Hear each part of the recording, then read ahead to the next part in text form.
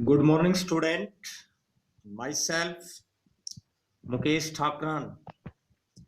बेटा हम स्टडी करें ग्रेविटेशन और इसके अंदर आज हम स्टडी करेंगे बोयांसी और बोयंट फोर्स के बारे में। कल हमने स्टडी किया था ट्रस्ट एंड प्रेशर और इसके ऊपर बेस्ड हमने एक प्रॉब्लम किया था, एक क्वेश्चन किया था एनसीईआरटी सॉल्व। तो इससे नेक्स्ट टॉपिक आज का हमारा क्या है, बोयांसी और buoyant force. So let's define.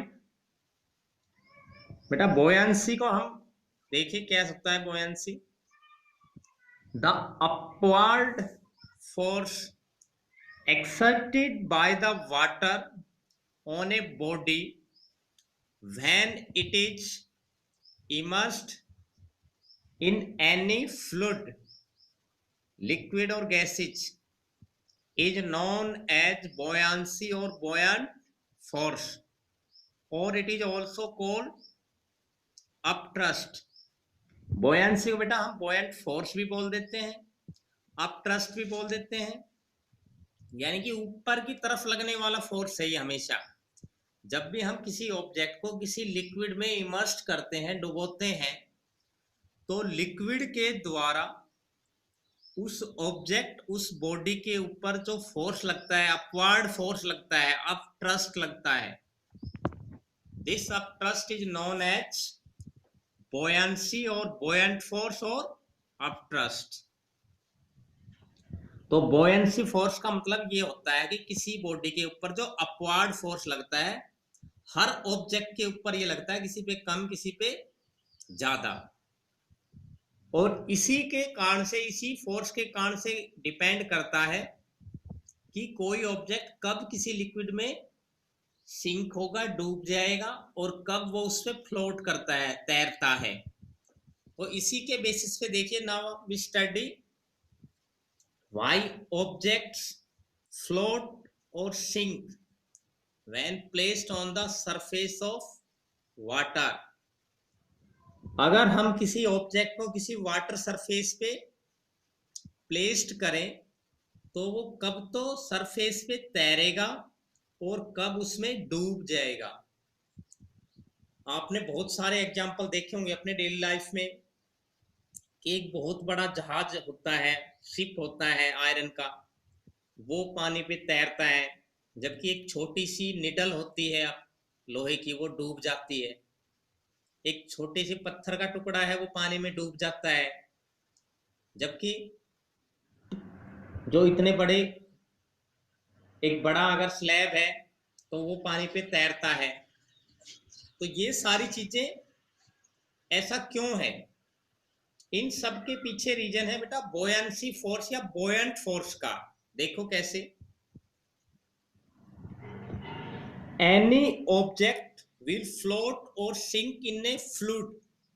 Fluid होता है बेटा कोई भी लिक्विड या गैसेस, सारे फ्लूइड में काउंट होते हैं। और water is depends on the density of object and fluids. कोई भी ऑब्जेक्ट किसी फ्लूइड में कब तैरता है और कब डूब जाता है, सिंक हो जाता है, ये डिपेंड करता है इन दोनों की डेंसिटी पर। देखिए कैसे, ये 3 पॉइंट्स है मोस्ट इंपोर्टेंट, ये आपने याद रखने हैं। फर्स्ट पॉइंट है, if density of the object is more than the density of water then it will sink in water or liquid। अगर किसी भी ऑब्जेक्ट की डेंसिटी, जिस फ्लूइड में हम उसको इमर्स्ड कर रहे हैं, डुबोना चाह रहे हैं या रख रहे हैं, उसकी डेंसिटी से ज्यादा है, अगर ऑब्जेक्ट की डेंसिटी ज्यादा है लिक्विड या वाटर की डेंसिटी से, then it will sink in water और लिक्विड, तो उसमें ये डूब जाएगा, सिंक हो जाएगा। दूसरा point, if density of the body is less than density of liquid then it will float on the liquid और फ्लूइड। अगर बॉडी की डेंसिटी फ्लूइड या लिक्विड की डेंसिटी से कम है, लेस है, तो क्या होगा, इट विल फ्लोट, तो ये उस पर डूबेगा। इसका रीजन क्या होता है, क्योंकि जो अपवार्ड ट्रस्ट है, अगर बॉडी की डेंसिटी लिक्विड की डेंसिटी से कम है तो अपवार्ड ट्रस्ट ज्यादा होगा इसके वेट के फोर्स से, क्योंकि बॉडी का वेट का जो फोर्स है वो डाउनवर्ड लगता है हमेशा, और जो अपवार्ड ट्रस्ट है बोयंसी फोर्स है ये हमेशा ऊपर की तरफ लगता है।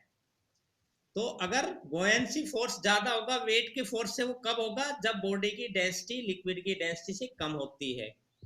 अगर बॉडी की डेंसिटी ज्यादा है तो डाउनवर्ड फोर्स ज्यादा होगा, अपवर्ड ट्रस्ट कम हो जाएगा, तो इसलिए क्या होगा, डूब जाएगा। तीसरा पॉइंट है, कई बार आपने देखा होगा कई बार कोई ऑब्जेक्ट लिक्विड के ना बिल्कुल बॉटम में डेप्थ में बैठ जाता है, ना ही उसके ऊपर तैरता है, बीच में रह जाता है। इसका रीजन ये है, if the density of the body is equal to the density of liquid then the body will remain stationary anywhere in the liquid। अगर दोनों की डेंसिटी बराबर है तो बॉडी ना तो उस पर फ्लोट करेगी, ना तो तैरेगी, ना ही सिंक होगी, नीचे बॉटम में डूब जाएगी। ये इसके बीच में कहीं पे भी रह जाएगी, पानी के अंदर रहेगी कहीं पर भी, बिल्कुल बॉटम के पास हो सकती है, बॉटम से ऊपर हो सकती है, लेकिन ना बिल्कुल बॉटम में जाएगी और ना ही तैरेगी। तो ये रीजन होता है जब दोनों की डेंसिटी बराबर हो। तो ये डिपेंड करता है ऑब्जेक्ट की और जिस फ्लूइड में हम उसको डुबो रहे हैं उसकी डेंसिटी के ऊपर। और डेंसिटी का जो फैक्टर है वो रिलेटेड है बेटा अपवार्ड ट्रस्ट से या बोयंसी फोर्स से।